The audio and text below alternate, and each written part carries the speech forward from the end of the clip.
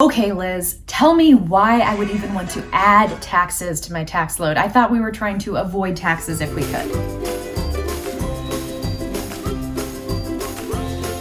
Hey there, welcome back to my channel. If you saw my previous video talking about Roth conversions, you may have walked away with the question, why would anybody want to add taxes to their tax load? And that's a wonderful question that I will answer in this video. But before we get into that, don't forget to subscribe to this channel for a regular, pleasant financial conversation.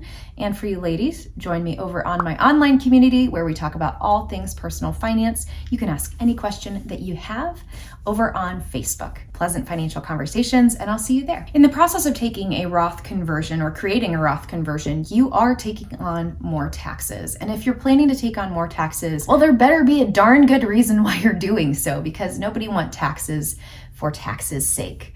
So here are three main reasons where I see why people implement a Roth conversion. Of course, I'm not a CPA. I do not make tax recommendations. You always want to check with your CPA to make sure that this is a good situation for you. The first is to capitalize on a low income year. Maybe that's because your sales were way down, or maybe that's because you were laid off due to COVID or some other reason. But in a year where your income is lower, where it's typically up quite a bit higher, you can use that time period, take some of the pre-tax money, convert it in your lower tax bracket, and pay less taxes on it than you normally would. The second reason I often see is when someone has retired earlier, then they have to take their required minimum distributions. When we turn 72, the IRS requires us to take money from our pre-tax accounts, and therefore that can create a tax issue later. So those who have retired early, their income is way down, they might take that time period between ages 60 and 72 or 65 and 72, whatever the window is, and start implementing some of those Roth conversions to set themselves up nice and pretty for when they actually want to take the investments out, because they're utilizing their low tax bracket now in order to preserve taxes later and the impact that their RMDs can have later. If you've never heard the word RMD, required minimum distribution, I've made a video, you can watch it here. The third reason I sometimes see people do a Roth conversion is when they want to fill up their tax bracket to the full, maybe a lower tax bracket than in the future. So let's say that you're in the 22% tax bracket and you have $10,000 more that you can earn in that tax bracket before you get kicked into the next tax bracket.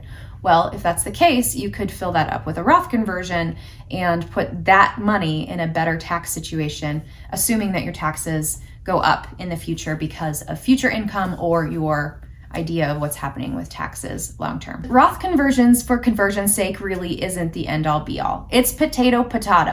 If you have the 22% tax bracket and you put money into a pre-tax investment, it grows, and then you take money out in retirement at 22%. It's an equal exchange to if you put money into a Roth at the 22% tax bracket and then take it out at that time period.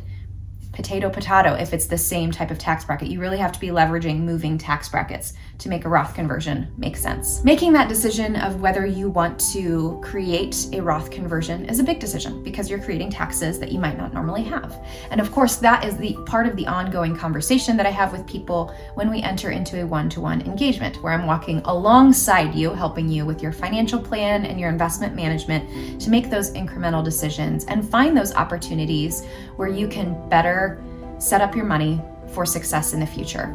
And so if that is something that you are interested in, you're always welcome to reach out for that pleasant financial conversation. Go to my website, www.pleasantwealth.com, to request a meeting.